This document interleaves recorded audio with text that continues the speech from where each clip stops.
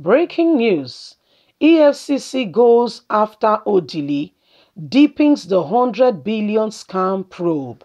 Hello, my wonderful people. You might be wondering, is it Mary Odili? No, this time is the husband.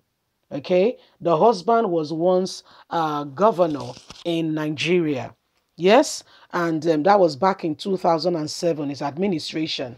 And EFCC, like we all know, we're not saying it is wrong for them to probe wrongdoing. However, we are saying it should be a fair coin, going around the whole country. Everybody getting the same measure, okay? Because the probes only come now for the South and not for the North. So no Northerner has ever done anything wrong. So the truth of the matter now is that they are going after Mary Odili's husband. Remember that the Attorney General of the Federation tried to discredit Mary herself, the lawyer, the senior advocate of Nigeria, the person who will become the most senior lawyer in Nigeria, saying that there was whistleblower said that there were some irregularities going on, which the NBA is currently investigating. And we know that Malami has cried out. They've even asked that his law school paper be remarked. So what they are doing now, in trying to also discredit Mary, they are going after her husband. That there was 100 billion scam, which they are now probing. That's EFCC. Let's get all the details.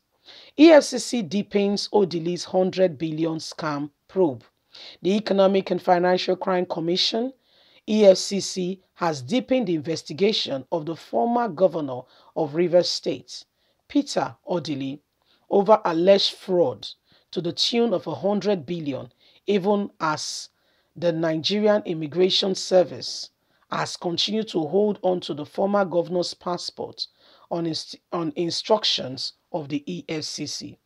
Odili, who is the husband of the second most senior justice of the Supreme Court, Justice Mary Odili, had at the tail end of his administration in 2007 obtained a perpetual injunction barring the federal government and its agencies from probing, arresting, or prosecuting him.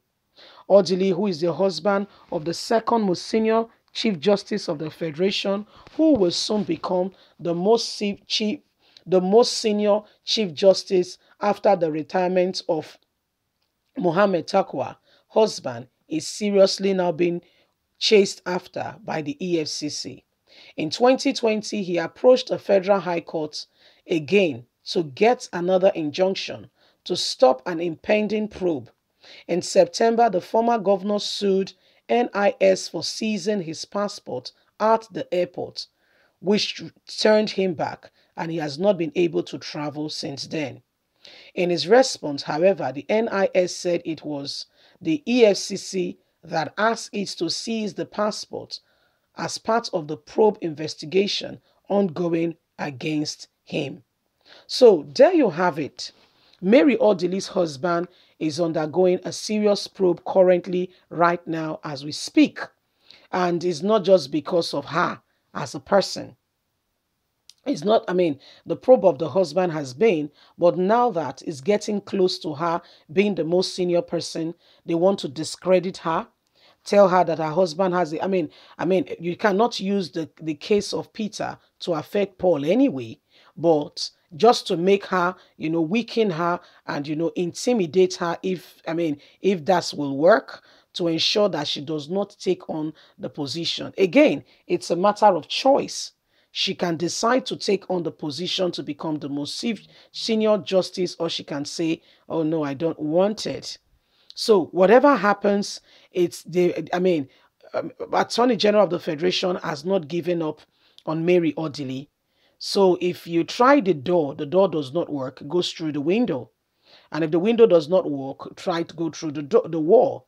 If it means breaking the wall and doing whatever, this is what is happening currently now as we speak.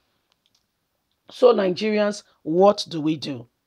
How do we sort out this whole issues ongoing and staring us in the face?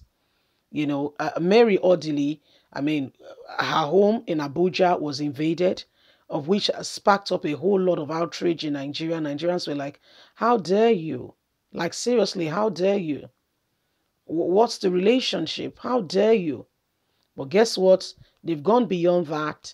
And now, I mean, they want to consent. Since they can't get her, they go for something that is most dear and closest to her, her husband. And this is what is going on now. Listen, Nigerians, a call for us to understand that this administration is characterized with oppression, intimidation, and humiliation.